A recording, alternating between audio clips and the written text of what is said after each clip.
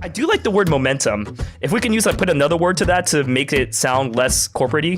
Their momentum, our momentum, gaining momentum, the momentum. Gaining momentum. Gaining momentum, starting momentum. I don't know. Adding momentum. Momentum is fine. How about momentum? Momentum is that hit. That's good. Yeah, I think that momentum is good. And it's musical also. So I like that. Hi, I'm Kojin Tashiro with LWC Studios, and this is an explanation on how I created a theme, Momentum, for our podcast, Still Paying the Price.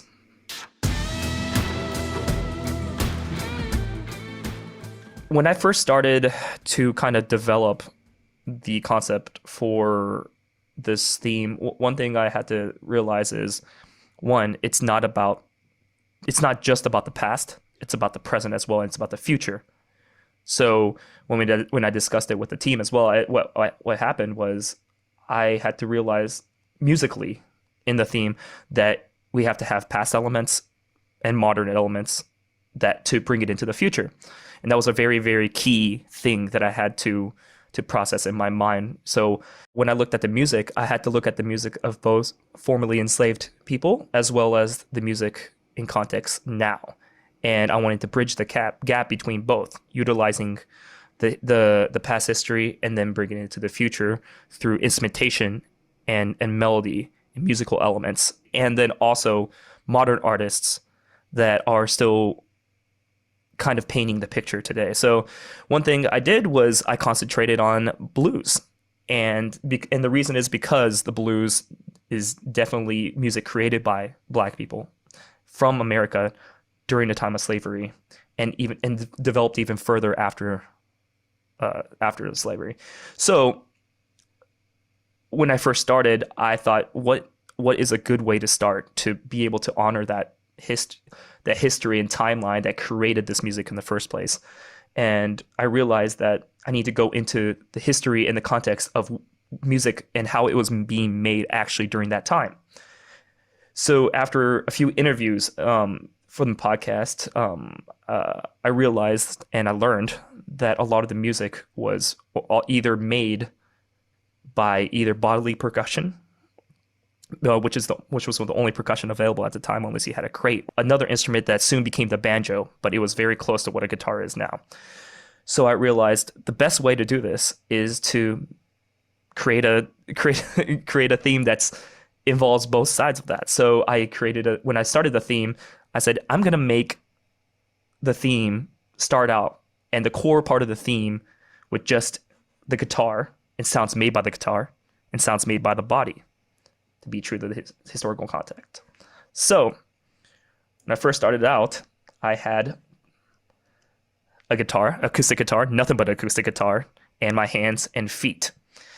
And I decided I'm going to make a beat off of that to start it.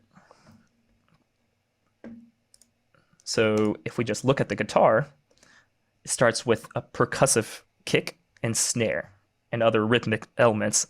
But these are all me either hitting the guitar with my hand or bumping the guitar with my hand or slapping the guitar. And a combination of me slapping my knees, snapping my fingers, and any other thing I could use in that realm. So if I play this for you real quick,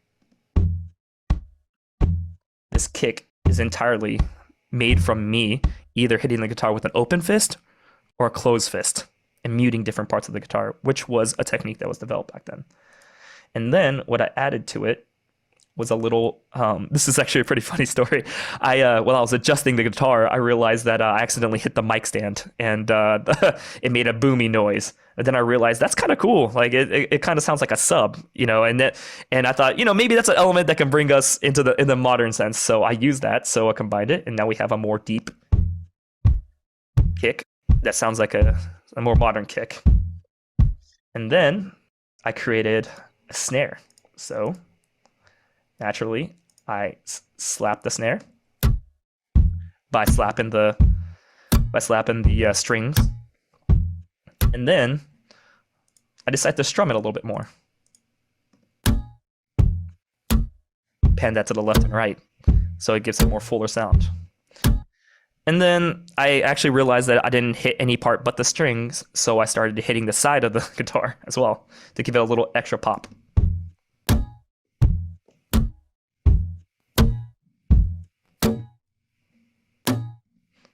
So if you solo that, it's just me just tapping the guitar.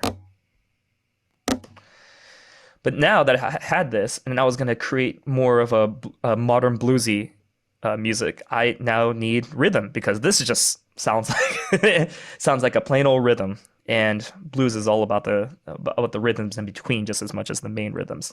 So in order to do that, I added a rhythm, and I call it hi-hat, rhythm hi-hat, because I put it in the context. In my mind, I put it as a hi-hat, but it's just me strumming with muted strings on a guitar. So this is what that sounds like.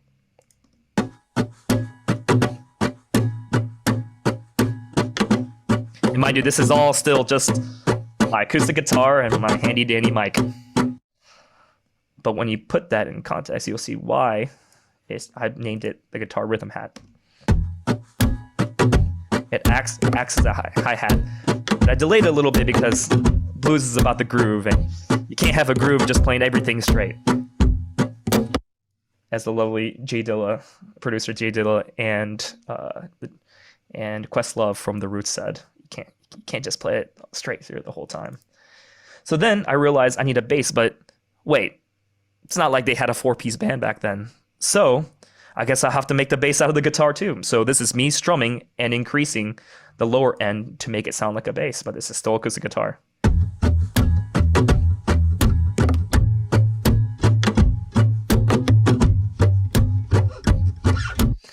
And to top it off, I wanted to put a little transition note in there, and this is just me tapping with just rolling my fingers on the guitar to give it just a little bit more color to it. So when I put all that together, you get the bass of this theme.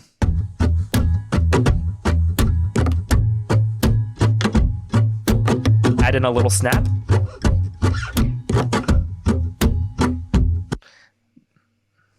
Then what I decided to do was let's add some knee percussion, because a lot of times bodily percussion when we're sitting down or standing up was slapping the knee. So knee it is.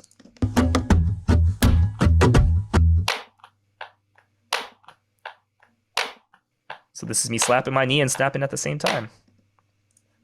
Now, it kind of sounds kind of silly if you just listen to it like that, but when you listen to it in context, it gives it a little bit of air, and it gives it a little bit more of a realistic feeling that you're in the room.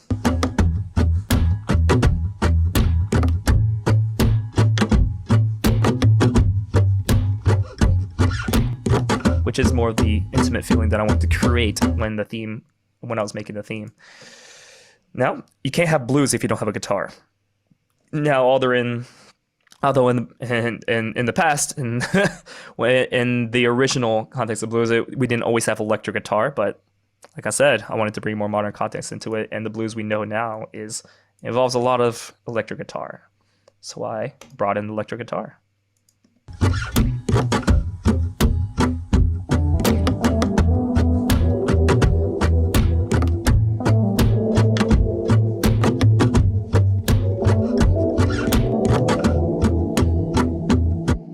Of course, I wanted to bring in some good melodies for this too as well.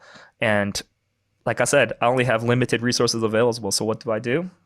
I just decided to use my voice. And that is something that is always a part of not only the way I make a lot of the themes and textures and music, but also how they did it back in the day. So this is just me doing a bunch of oohs, pitching it up and down so it sounds like a choir.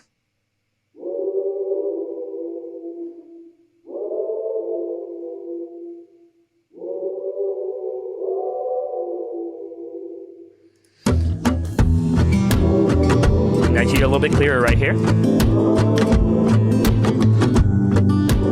Little guitar strumming in the middle. And then I wanted to bring in an organ because that is another key instrument that was used a lot in blues. And it also gives it a really nice grounding texture.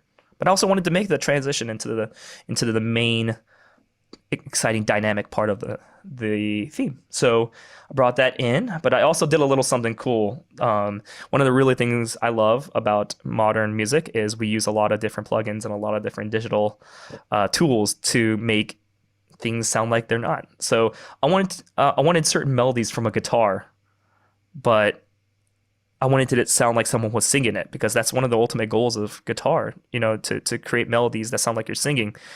So I said to myself, what if I think about it the opposite way and I just sing and make it sound like a guitar? So when I started playing it,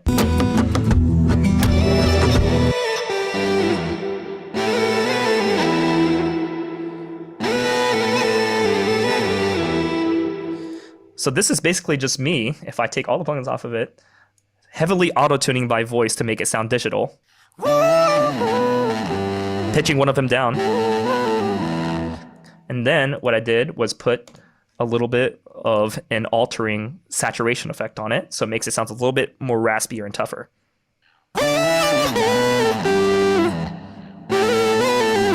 And what does electric guitar usually go through? An amp. So I put it through an amp.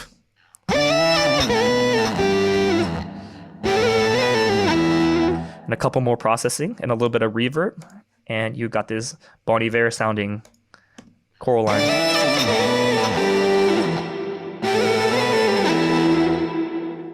So this Bon Iver / 808 and Heartbreak sound is kind of, I think, was very a binder between modern music and then where their music originated from. So I thought it was a good way to transition into the main dynamic part, which is more modern than it is original blues. So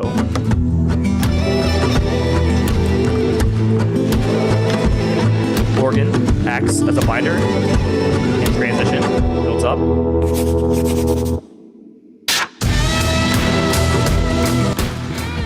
When we're planning this whole theme and concept, we wanted to make sure it wasn't sappy and sad, because it's not about the past and what happened in the past, because that is part of it, but it's also about the future and what steps are we taking for the future. So it was more of a march to the future rather than thinking and mourning about the past. And that is the approach I took to this, and reason what's a little bit more up-tempo than your slower mid-tempo themes. And then there's a lot of elements within it that create a more of a marching forward type of speed. After feedback, I realized that, and the team realized that there's certain elements that could be added to it, and such as the more prevalent body percussion. And another thing was people walking. It means different things. It means walking into the future, but physical taking steps and walking. So I couldn't find, obviously, and it's really hard to record bare feet walking on the ground, because it doesn't really make any noise. So what I did was take sound bites of marching and then slowed it down and then EQ'd it to where it sounds like a little softer and it's on the ground. So I added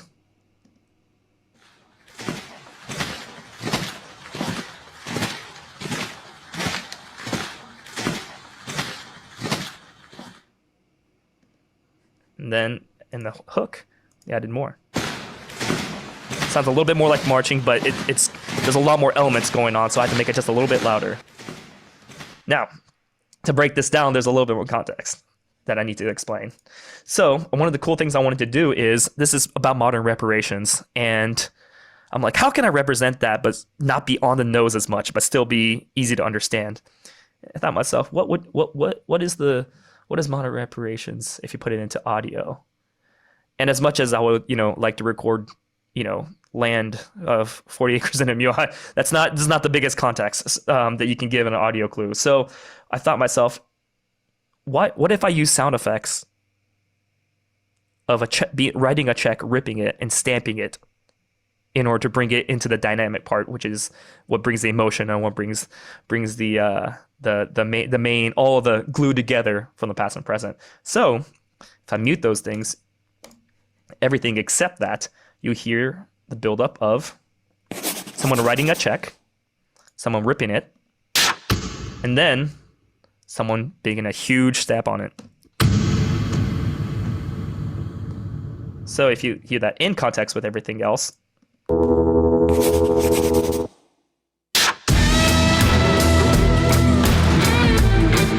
which is kind of a little, which is my resolution of doing this, making it transition really well, but also using something that's not too on the nose, but easy enough to understand, especially if it's explained. One last little thing that I wanted to hide in here, but also create melody with and create context with, is the concept of Congo Square. Now, Congo Square was a drum circle or area in a city where back then where they a lot of people came together, a lot of African Americans came together and used percussion in a circle and played rhythms with it, and whatever they had, whether it be body percussion or percussion that they got from sitting on a box and tapping on it. This is pre-cajon, so we didn't have a lot of instruments that were made for that, so they used whatever necessary.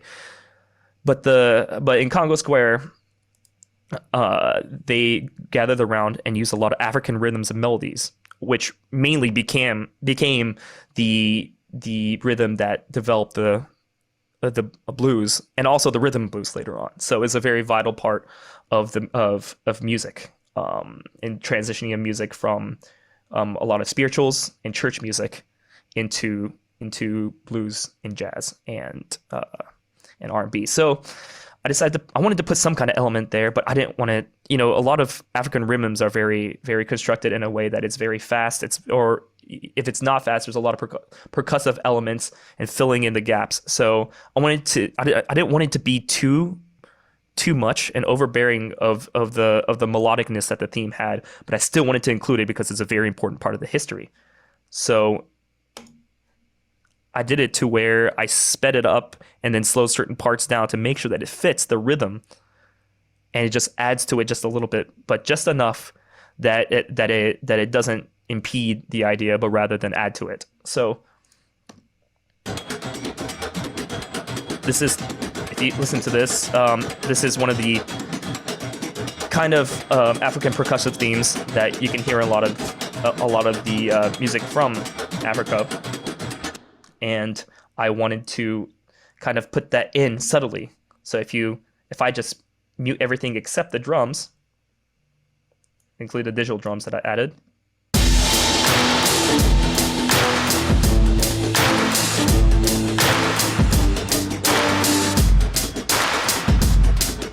you can hear it in there. So subtly. With that all in mind, I'll play the whole theme. And now that I've explained everything that was in here, we can kind of go through and listen to all the elements that I talked about and into making this theme while we listen to the actual theme.